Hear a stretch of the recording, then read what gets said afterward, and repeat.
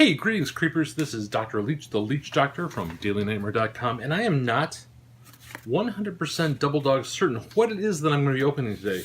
It came from the mail, and it says it's from Amazon, and I think I know what it is, but let's take a look.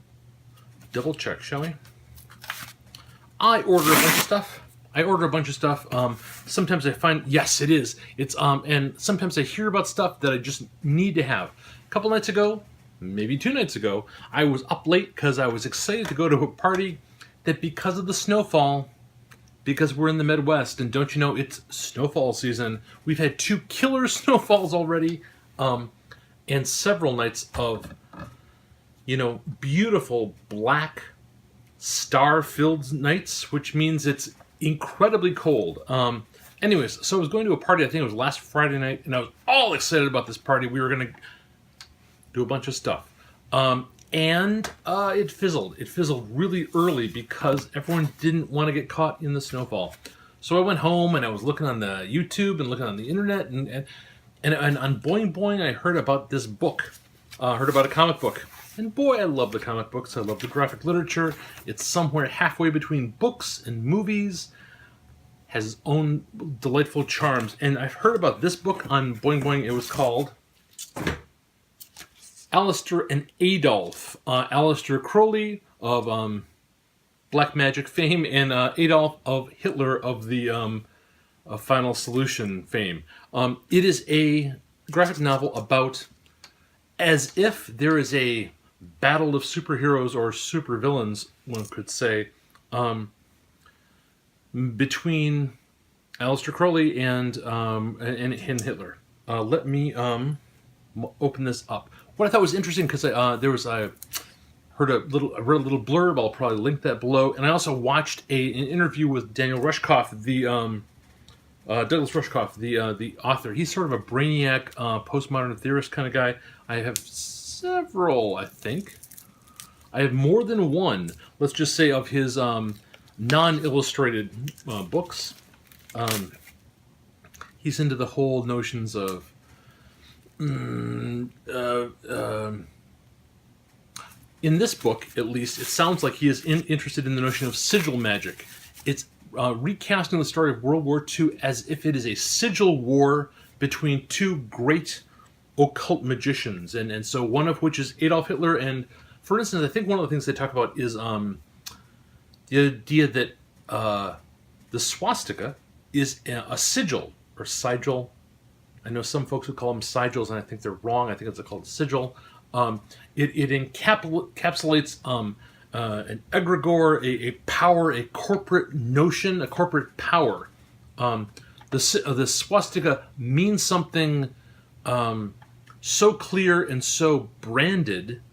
Hitler put it out there. And allegedly, sure, why not? Crowley came up with the idea of the peace symbol, or actually the V. The V as a counter sigil to counteract the power of the Nazi swastika. Hey, they had me at that. I love that notion. Yeah, of course, you've seen the photo of Churchill going like this, and everyone, all the hippies, at least because they're stupid, I'm sorry, because the hippies are wonderful, lovely people who probably ate far too much brown acid at Woodstock. They think that means that Churchill was a hippie. I think there's perhaps other factors at work.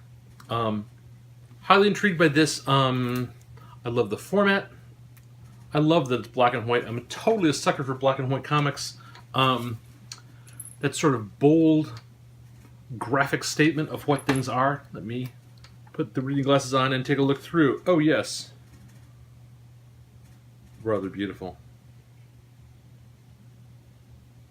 As I recall, there's a notion that this has a wraparound. Yes, it does. Has a wraparound story set in 1995. A web designer who is discovering this story. I think that's right.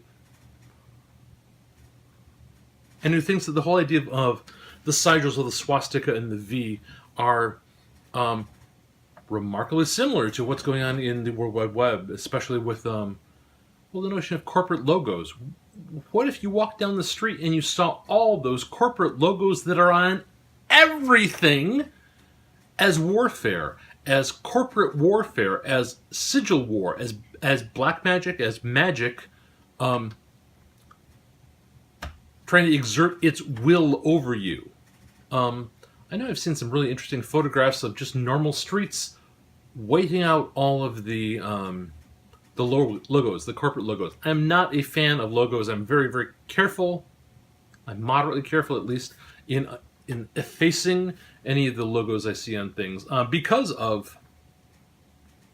for a variety of reasons that are actually probably boring and nothing to do with this book. I will leaf through the pages and allow you to see it, and I will probably post a review on the Amazon.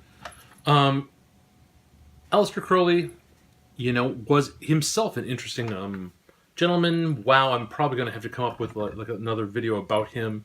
Uncle Al, as we call him, or as he is called, was the progenitor of so many strands of occult thought. It's interesting. I mean, it's difficult not to at least react against him. Adolf Hitler, wow, he's he was famous for a couple other things too. I'm interested in seeing how this works out, and I'll get back to you on how it is. But this is an early holiday gift from myself. Until later, this has been Dr. Leech, the Leech Doctor from DailyNightmare.com. Hey, if you know, or hey, even better, if you make something really cool that's snobby, that's a highbrow at least, that's horror or occult or weird, and especially if you're based somewhere in the Midwest of the United States, where, damn it, there is snow and cold and dark night and stars. If you live near dark night and stars and snow, pitch me your idea, and I'd probably like to buy it, because that's what I do. And if I love it, I will make a video about it. Until later.